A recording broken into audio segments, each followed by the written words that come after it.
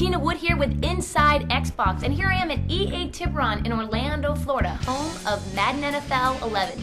I'm going to sit down with Anthony Stevenson and Phil Frazier to get you all the scoop behind it. So come on, let's go chat some football. So Phil, let's talk a little bit about the development process for Madden. This year you sort of have been more transparent with blog updates and that stuff. What's the motivation behind that?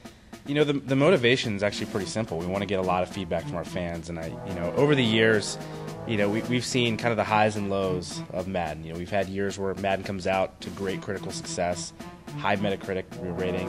People just love the game. A couple years where the feedback was a little more harsh, and I think we realize on the development team that our fans are very passionate. They're going to help us out if we give them the opportunity to do so. And really, by doing these blogs, by talking about the features much earlier than we have before, we have an opportunity to not only make a great game by adding these features to it, but to make it the perfect game by getting the feedback from the people that are ultimately going to enjoy those features. So before I let you go, where can we send people so they can actually get the blog updates on the development process? Well, you can get updates on Madden and pretty much any EA Sports game if you go to easports.com. All of the action is located there. Thanks so much. Thank you. So Anthony, the Madden franchise has been around, I would like to say forever almost. It started out on the Apple II. What's it like now?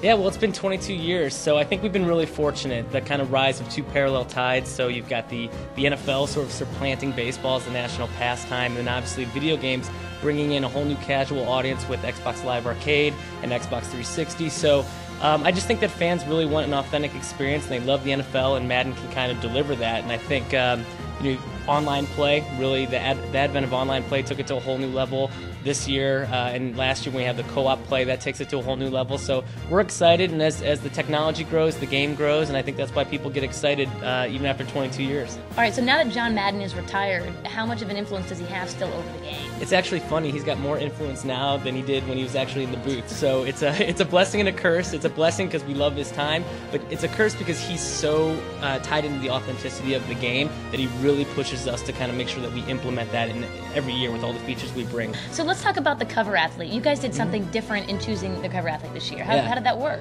Well, every year, no matter what the team goes with, we're dealing with two things, right? It's always the curse. Well, yeah, we have to talk about that. Yeah. Because I actually kind of believe in it, but... So this year, we want to avoid all of that and just say, you know what, let's pick the three guys that we think are the best at their position and embody the spirit of this year's game, and let's let the fans choose. So we went with Reggie Wayne, wide receiver of the Indianapolis Colts, made to the Super Bowl, so good pick there.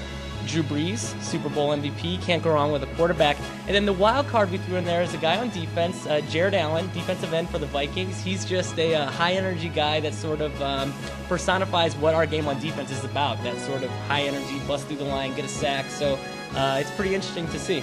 And so now who is the cover athlete? So it is Drew Brees, and I think it's the perfect choice. He was the Super Bowl MVP. He's put himself in a position to be a Hall of Fame caliber quarterback, and quite honestly, there's really no reason that the Saints can't do it again this year. And somebody that really took a city and kind of put it on its shoulders. It's pretty exciting. We're happy for him. And when's the game going to hit store shelves? August 10th, everywhere. August 10th, everywhere.